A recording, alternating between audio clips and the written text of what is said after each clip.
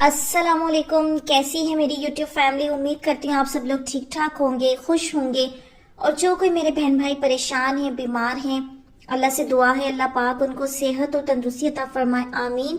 آج کی video start کرتے ہیں۔ اللہ تعالیٰ جب کسی عورت کو کسی بڑے خاص مقصد کے لیے، کسی بڑے کام کے لیے، کسی بڑے معجزے کے لیے تیار کرتا ہے تو اللہ تعالیٰ ان 3 نشانیوں یا اسے کہہ لیں 3 سٹیجز سے گزارتا ہے، اور اگر وہ ان میں سے گزر رہی ہے تو آج یہ ویڈیو سننے والی وہ عورت سمجھ جائے کہ وہ کسی بڑے مقصد کے لیے چنی گئی ہے۔ اللہ تعالیٰ نے اس سے کوئی بڑا خاص اور اہم کام لینا ہے۔ یہ اس وقت اس کی زندگی میں جو اندھیرے ہیں اور آزمائشیں ہیں، یہ ایک خاص مقصد کی طرف اشارہ کرتے ہیں، اور اس میں جو پہلی سٹیج اس عورت کو ملے گی، اس میں اس سٹیج کو کہا جاتا ہے ٹوٹنے کا عمل۔ اس سے پہلے کہ اسے بلند کیا جائے، اس کے دل کو توڑا جاتا ہے، اس کے دل کو اللہ تعالیٰ بالکل خالی کر دیتا ہے، بالکل خالی۔ اللہ سب سے پہلے اس کے دل سے پرائڈ کو ختم کرتا ہے، اس کے اندر کے خوف کو مٹایا جاتا ہے۔ وہ عورت اس وقت خود کو تنہا، غلط سمجھا گیا یا بھولا ہوا محسوس کرتی ہے، لیکن جان لیجئے یہ سزا نہیں بلکہ ایک تیاری ہوتی ہے۔ مریم علیہ السلام کو اپنی گود میں بچہ اٹھانے سے پہلے غلط سمجھا گیا۔ موسیٰ علیہ السلام کی والدہ کے دل میں ان کو دودھ پلانے سے خوف بیٹھ گیا۔ بی بی ہاجرہ کو تنہا صحرا میں چھوڑ کر توکل سے آزمایا گیا۔ یہ دین اسلام کی وہ مثالیں ہیں جو جا بجا ہمیں ملتی ہیں، لیکن آزمائش کے وقتوں میں ہم غور نہیں کر رہے ہوتے کہ اللہ تعالیٰ نے جب کسی عورت سے بڑا کام لینا تھا، اس کی زندگی میں بڑے معجزے ظاہر کرنے تھے، تو پہلے اللہ تعالیٰ نے اسے توڑ کر چکنا چور کر دیا تھا۔ ہاں، زندگی ایسے راستوں پر چلتے چلتے مایوس کر دیتی ہے۔ کبھی سارے راستے بند دکھائی دے رہے ہوتے ہیں، کبھی اندھیرا بہت چھا جاتا ہے آنکھوں کے سامنے بھی اور دل میں بھی، اور ہاں، دل میں ایمان کبھی کبھی بہت کم ہو جاتا ہے کہ یوں لگتا ہے اب واپسی کا راستہ بہت مشکل ہو گیا ہے۔ اللہ جانتا ہے یہ سب، کیونکہ اسی نے آپ کو تخلیق کیا ہے۔ آپ کے جسم، آپ کی روح، دل اور ذہن کے ہر چھوٹے چھوٹے حصے کو اس نے خود تخلیق کیا ہے۔ تو کیا وہ نہیں جانتا ہوگا کہ آپ کتنی اسٹرگل کر رہی ہیں؟ وہ سب جانتا ہے، اور وہ چاہتا ہے کہ صرف مایوسی کو چھوڑ کر ہوپ کو تھامے رکھیں، صبر اور توکل کر کے، اللہ پر توکل کر کے اس سے مدد مانگ کر اپنے مقاصد کو پہنچ جائیں۔ اس کے بعد اللہ تعالیٰ اس عورت کو آزمائش کی گھڑیوں میں ایسے گزارتا ہے جس لمحوں کو کہا جاتا ہے دباؤ کا احساس۔ سب کو تیل تیل چاہیے، لیکن کوئی زیتون کو کچلنے کا صبر نہیں کرتا۔ ہیرا کسے نہیں چاہیے، لیکن اسے تراشنے کی محنت کوئی نہیں کرتا۔ روح کی سوارش کامل ہونے سے نہیں بلکہ آزمائش سے ملتی ہے۔ اللہ آپ کی روح کو اس طرح سنوارتا ہے کہ وہ سب کچھ برداشت کر سکے جو آپ کے غرور کے بس کی بات نہیں۔ آنسو، انتظار یا سرنڈر، یہ سب ایک مستقل مقام پیدا کرتا ہے۔ ایسی عورت جب اس دباؤ کے لمحات میں سے گزر رہی ہوتی ہے تو اسے لگتا ہے کہ اس کی ساری محنت، ساری دعائیں بیکار گئی ہیں۔ لگتا ہے کہ جیسے اللہ نے چپ ساتھ لی ہے اور اللہ اسے بھول گیا ہے۔ لیکن اس وقت جب رات کے آنسو میں رو رہی ہوتی ہے یہ عورت، تو عرش پر لکھا جا رہا ہوتا ہے قبول۔ ہر آنسو کا حساب ہے، ہر سجدہ لکھا گیا ہے، اور ہر وہ دعا جس کے لیے وہ عورت روئی تھی، وہ ابھی بھی آسمان کے کسی کونے میں گھوم رہی ہے، تہلکہ مچا رہی ہے، بس وقت کا انتظار کر رہی ہے۔ بس دعا کرتے رہیں، کیونکہ جب اللہ لکھتا ہے تو دیر نہیں ہوتی بلکہ پرفیکٹ وقت ہوتا ہے۔ اور سمجھنا چاہیے کہ اللہ اپنی اس بندی سے کیا کہنا چاہ رہا ہے۔ بندے پر اللہ کی ایک رحمت یہ بھی ہوتی ہے کہ وہ اسے کسی ایسی پریشانی میں مبتلا کر دیتا ہے جس کے اظہار کی نہ تو وہ طاقت رکھتا ہے اور نہ ہی اس کی کیفیات تفصیلات بیان کرنے کے لیے کوئی موزوں شخص ڈھونڈ پاتا ہے، تاکہ اس کے دل میں اللہ کے سوا کوئی تعلق باقی نہ رہے جس سے وہ اپنی حالت زار کہہ سکے۔ کتنا اچھا لگتا ہے یہ احساس، اللہ ہمارا سن رہا ہے اور ہم اس کی نگاہوں میں ہیں۔ تو اس ذہنی دباؤ سے جب عورت کو گزارا جاتا ہے اور اسے سب سے الگ تھلگ کر دیا جاتا ہے تو اس کا مقصد ہی یہ ہوتا ہے کہ اب وہ تنہائیاں جو اختیار کرے گی اس میں صرف وہ ہوگی اور رب کی ذات ہوگی، اور وہ رب کی ذات اس کو ایک طریقے سے تیار کرنا شروع کرے گی۔ اس عورت کو لگ رہا ہوتا ہے کہ یہ اس پر کوئی ظلم کر دیا گیا ہے، جبکہ ناسمجھ اور لا علمی کی وجہ سے وہ یہ نہیں جانتی کہ وہ مستقبل کے لیے تیار کی جا رہی ہے۔ خدا نے اس سے بڑے بڑے کام لینے ہیں جس کے لیے اس کو ان اذیت ناک لمحات سے گزارا جا رہا ہے۔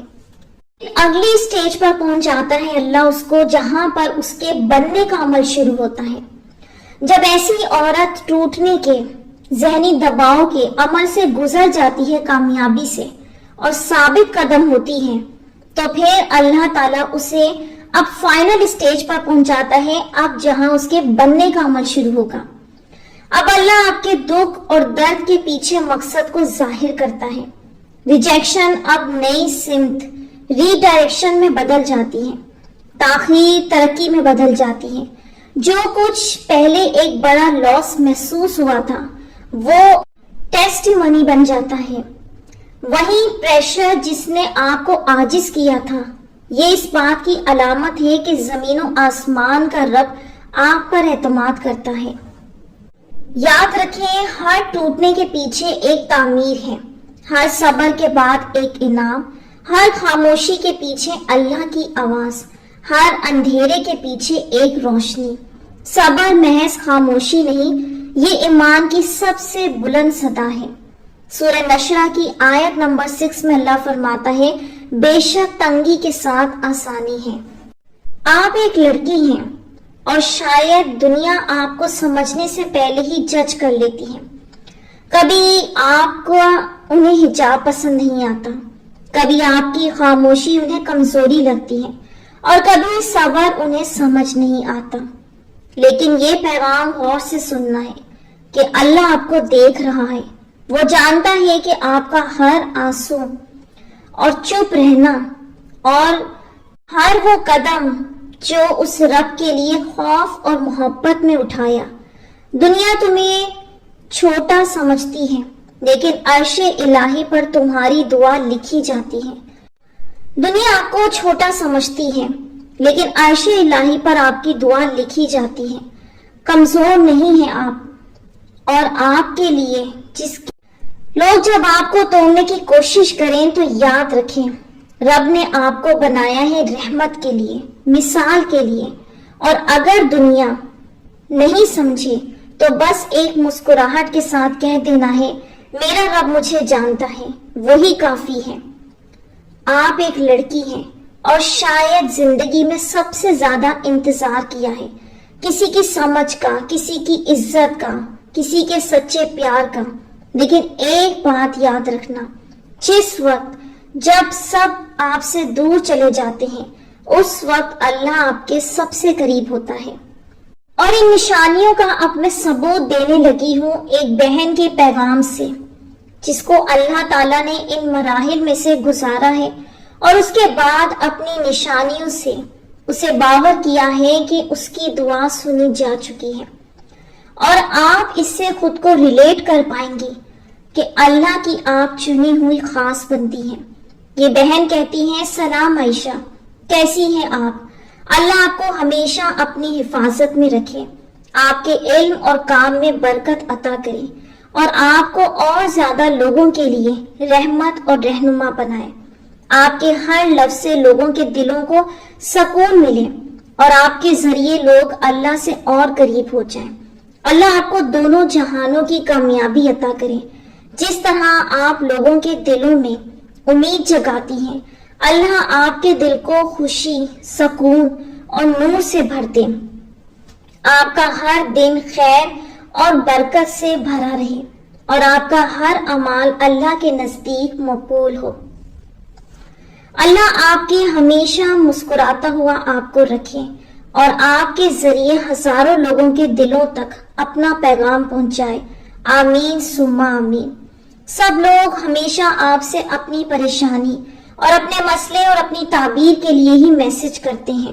تو آج کا یہ میسج آپ کے لیے، آپ کے نام. ایٹ لیسٹ جو بندی ہمارے لیے اتنا کچھ کر رہی ہے، کوئی ان کے لیے بھی تو ہونا چاہیے. سب کو اپنی پڑی ہوتی ہے. میں جانتی ہوں تکلیف میں بے بس ہوتا ہے بندہ، مگر جو اپنی تکلیف بھول کر دوسروں کا احساس کرے وہی اللہ کا پسندیدہ بندہ ہوتا ہے. میں اپنی پریشانی تکلیف تو نہیں بتانے آئی، مگر آج پھر ایک سائن شیئر کرنے آئی ہوں، کیونکہ میرا بھی آپ کی طرح کا مقصد ہے. اس لیے میں چاہتی ہوں لوگوں تک میسج پہنچے، اور یہ کام آپ سے بہتر کوئی نہیں کر سکتا. خواب تو میرے بھی بہت ہیں تعبیر کے لیے، مگر میں تسلی بخش ہوں الحمدللہ. مجھے تعبیر نہ بھی ملی تو اللہ پر اتنا ہائی توکل ہے کہ پتہ ہے مجھے وہ عطا کرے گا انشاءاللہ. تو اب میں سائن شیئر کرتی ہوں آپ سب سے. جیسے کہ میں نے بتایا تھا، ایک عرصے سے میں آزمائش میں ہوں اور میں زاروں قطار روتی رہتی تھی.